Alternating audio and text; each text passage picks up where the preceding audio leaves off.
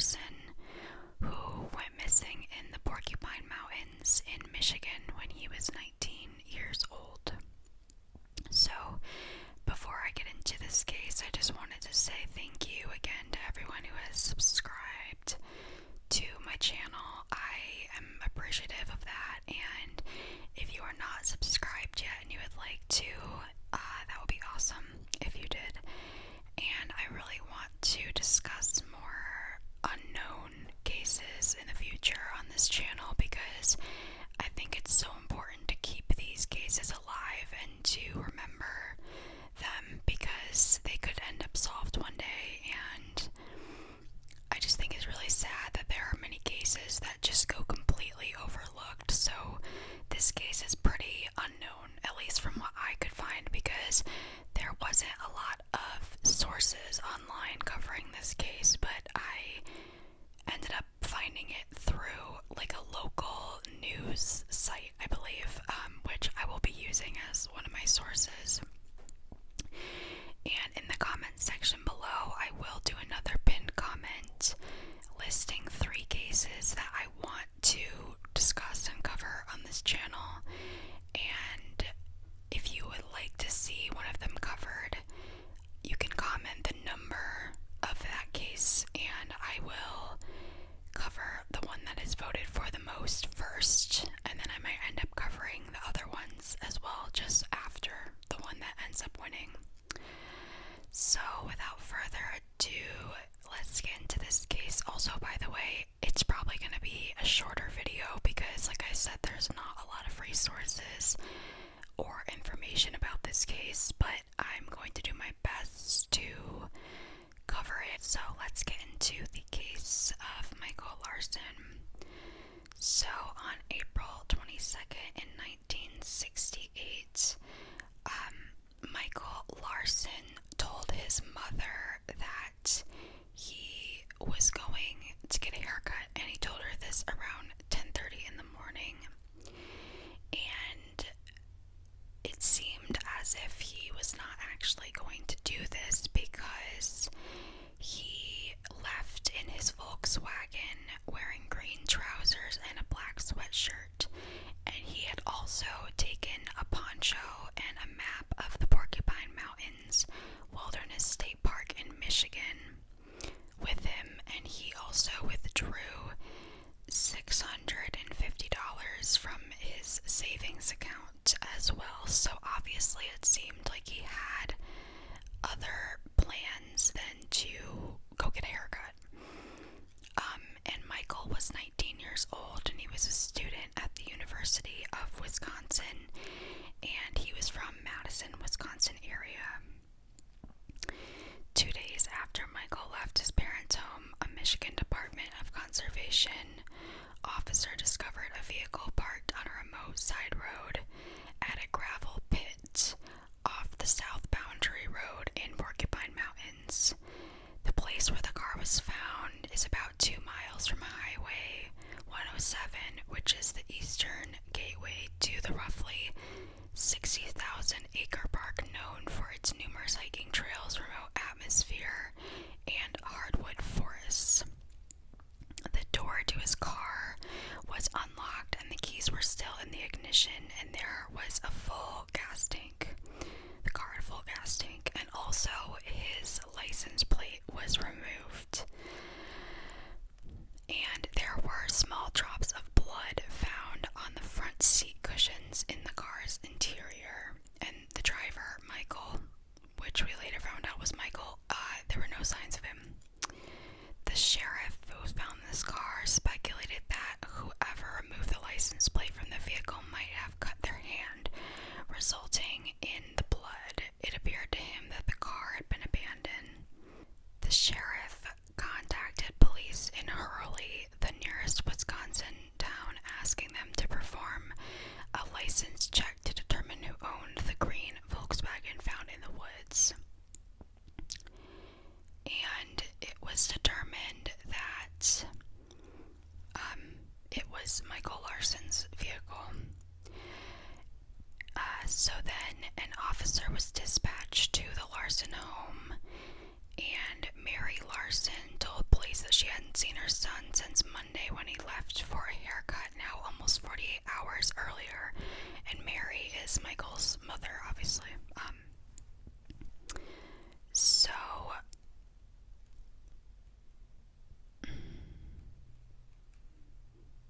So let's see here. Michael Larson was described as being 6 feet tall, weighing about 170 pounds, with brown hair and blue eyes.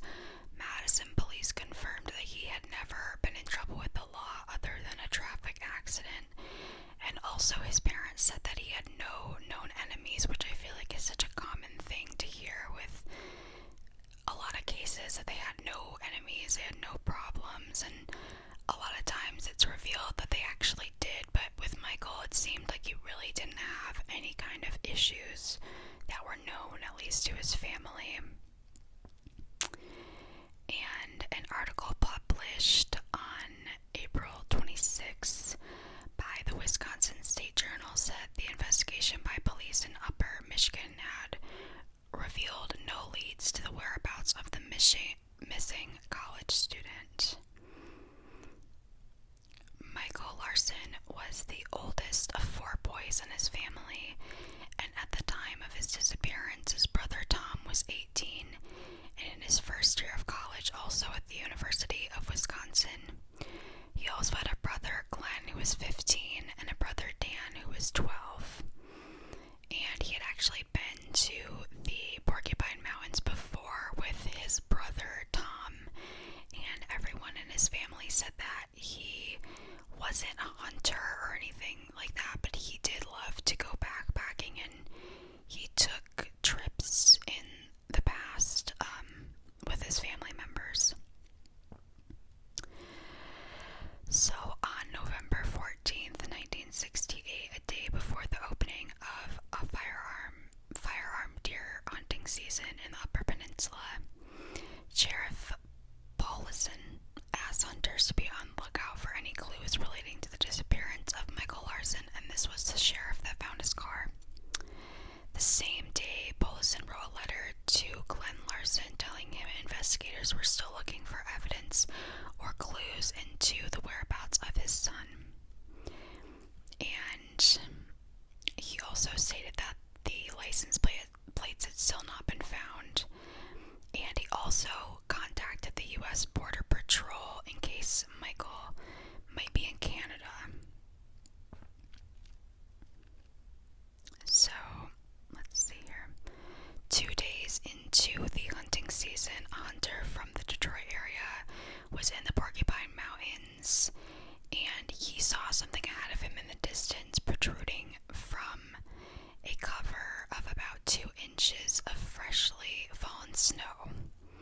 So basically what he found was a boot, and it was laying on its side, but it looked like there was a branch sticking out, but it was actually a human leg bone attached to a foot inside the boot. Which reminds me so much of those, it was the 2 Dutch women that went missing, and I'm blanking on where they went missing, but something that was found was one of their shoes had their foot in it still, and I just found that so unsettling. So this is the same thing that happened in this case. I'll list that case that I'm referring to because I can't believe I'm blanking on the name, but so the next day after he found this boot, a search of that immediate area was conducted by Sheriff Paulson. Sorry if I'm pronouncing that wrong.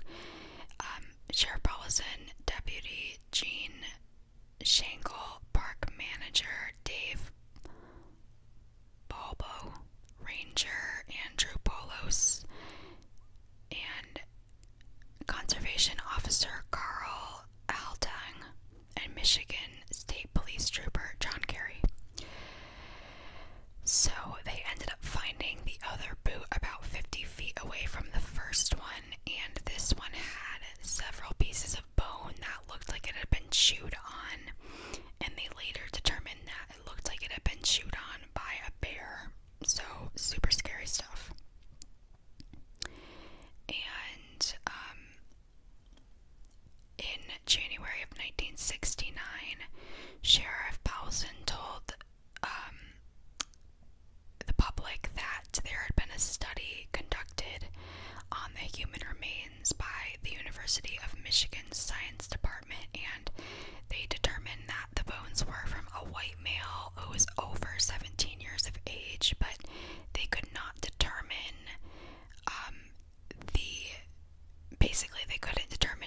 details than that. They didn't have enough bone material to determine the height and weight of the individual either. And in February 1969, a campsite was discovered by accident in a remote section of the Porcupine Mountains, about 10 miles from the place where the human remains had been discovered. Speculation that the abandoned campsite might have belonged to Michael Larson were apparently dashed in October 1969, when the Ironwood Daily Globe reported that a man named John Corser of Land O'Lakes, Wisconsin, claimed the gear was his, and the newspaper said that the campsite contained a canoe, tent, a supply of canned goods that had been wrapped in plastic bags and hung from trees. So this was not his campsite, even though it seemed as if it could be. So there was obviously a lot of speculation about what happened to Michael, and people started to think that he could have committed suicide. And actually Tom Larson, his oldest brother, he was 18, he said that his other brothers thought that he went to commit suicide. So this to me just kind of confuses me, because it was said that he had no enemies or any issues, and it's like, if his brothers were thinking that he was gonna commit suicide, why did they think that? And Tom said that he did not believe that this was the case. And so in the fall of 1967, Michael had actually dropped his college classes, but he picked them back up again in the spring of 1968. And so, you know, that's just something to note, I guess, about that. And his father seemed to think that he was just kind of planning a trip that could have gone wrong. Like, he was a very adventurous person and he liked to go for hikes and stuff like that, so he thinks that maybe he could have just ended up going missing that way. And let's see here.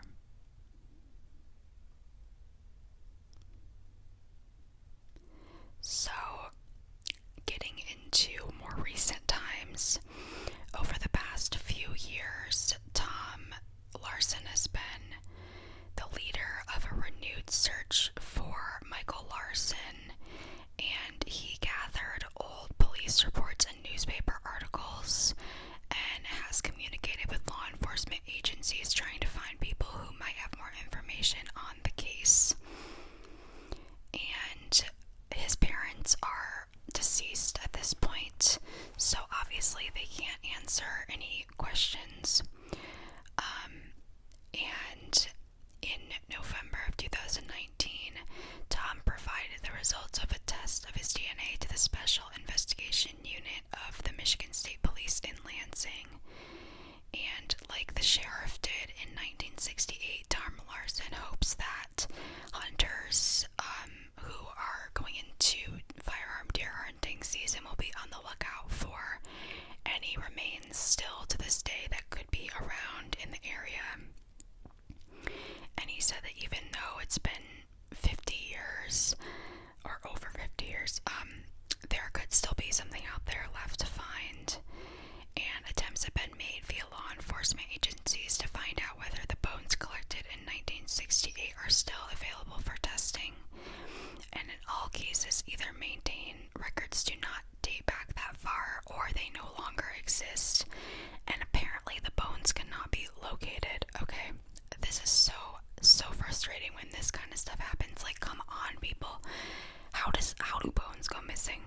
Like, what? I get that it was a while ago and we did not handle evidence as carefully as it should have been handled, because there wasn't, you know, who would have known that DNA testing would come as far as it has and technology would have advanced this much. But it's like, how do you lose it? I just don't understand it, and I feel like that happens way too often.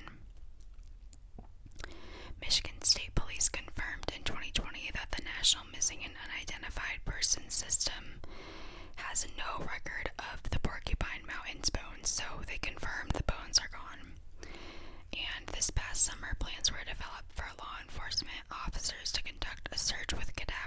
dogs of the area where the bones were found.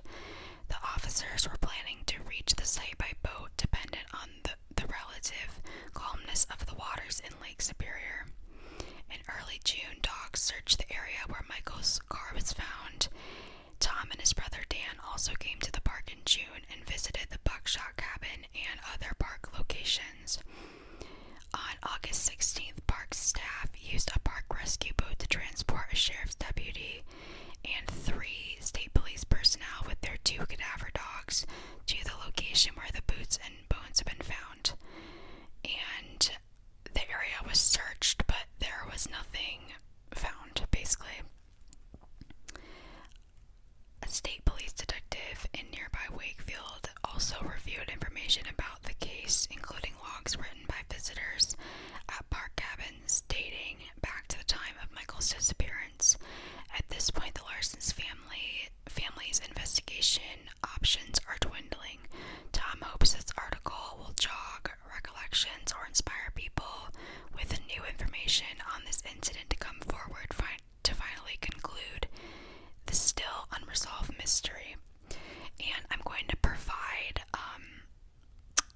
a little section in the description of where you can contact if you happen to have any information. And I know that is such a slim chance, but you never know. And I also want to start doing that. In all of these cases I cover, I want to provide information for how to contact law enforcement or people working on the case, just, in the slight chance that someone out there has any information. So that is where this story ends. It is still unsolved. It's been a very long time. And even though, I just think that a lot of things about this case make it strange, like the license plate being removed, and also just the fact that Michael lied to his mother about what he was doing that day. It seemed as if he was kind of running away because he took money out of the bank. But it still is just really bizarre, and I really wish that those bones wouldn't have been missing, wouldn't have ended up going missing or being lost. But I think it's probably pretty likely that it was Michael's remains, because it said it was a white male who was over 17, and he was just over 17. He was 19 years old. So I really hope that for Michael's remaining family members that there can be some kind of closure to this case, because it's just sad. They really have no idea what happened to him, and the fact that they lost this evidence is very frustrating. Like, the only evidence that they had besides the car. So anyways, that is going to be the end of this video. I hope that you guys were able to enjoy it, and once again, if you would like to comment on which case you would like to see me cover next, you can either comment your own idea, or you can vote in the pinned comment